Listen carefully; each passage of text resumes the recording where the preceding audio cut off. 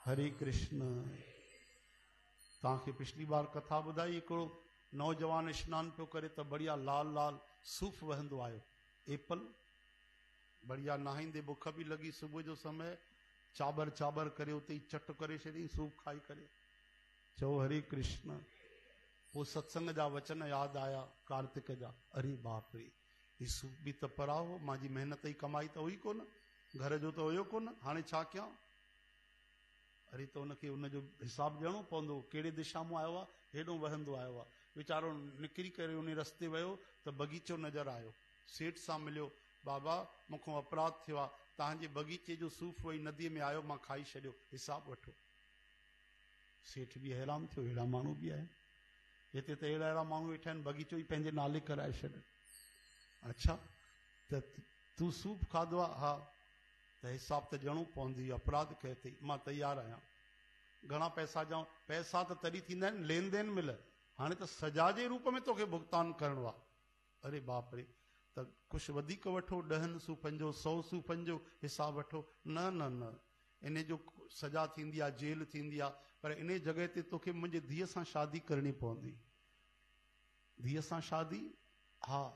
मुंहिंजी धीअ जेकी आहे उहा ॻाल्हाए न सघंदी आहे, उहा ॿुधी न सघंदी आहे, ऐं हुनजा पेर बि सक्षम कोन्हनि, हली बि न सघंदी आहे।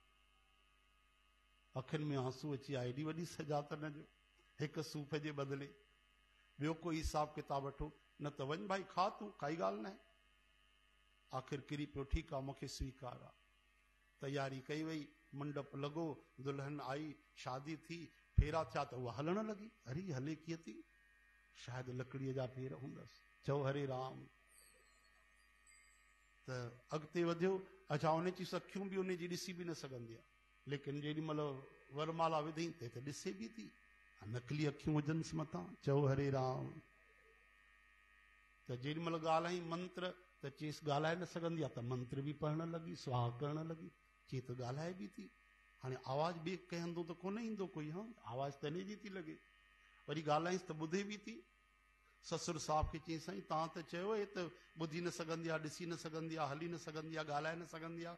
तॾहिं उनजे ज्ञानी सत्संगी ससुर साहिब चयो, हा भाई मां तोखे हिकिड़े ज्ञान जी दृष्टिअ सां चयो, कीअं ॿुधी न सघंदी आहे, कॾहिं बि कंहिंजी निंदा न ॿुधी सघंदी आहे, कॾहिं बि कूड़ न ॿुधी सघंदी आहे, ॻाल्हाए न सघंदी आहे, कॾहिं बि कूड़ न ॻाल्हाईंदी आहे, अपशब्द न ॻाल्हाईंदी आहे, ॾिसी न सघंदी आहे, कॾहिं बि कंहिंजो पराओ गुनाह पराओ, कॾहिं बि बुरो ॿिए जी बुराई कॾहिं अखियुनि सां न ॾिसंदी आहे, ज़बान सां कॾहिं बुराई चवंदी न आहे, पेरनि सां कॾहिं ग़लति रस्ते ते न वेंदी आहे। इन करे उहे पेर हिनखे कोन्हनि जेके ग़लति रस्ते ते वठी वञनि, उहे नेत्र कोन्हनि जेके बुराई ॾिसनि, उहे कन हिन वटि कोन्हनि जेके बुराई ॿुधनि, उहा ज़बान कोन्हे जेकी बुराई चए।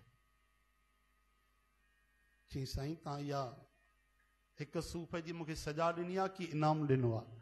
चई पुरस्कार ॾिनो आहे। चओ हरे राम। कि तो जहिड़ा माण्हू ईमानदार जेको हिकु सूफ़ भुल में खाई छॾनि, उहे हुनजो भुगतान चुकाइण अचनि, त इन खां योग्य मूंखे न्याणो मिलण वारो कोन हो।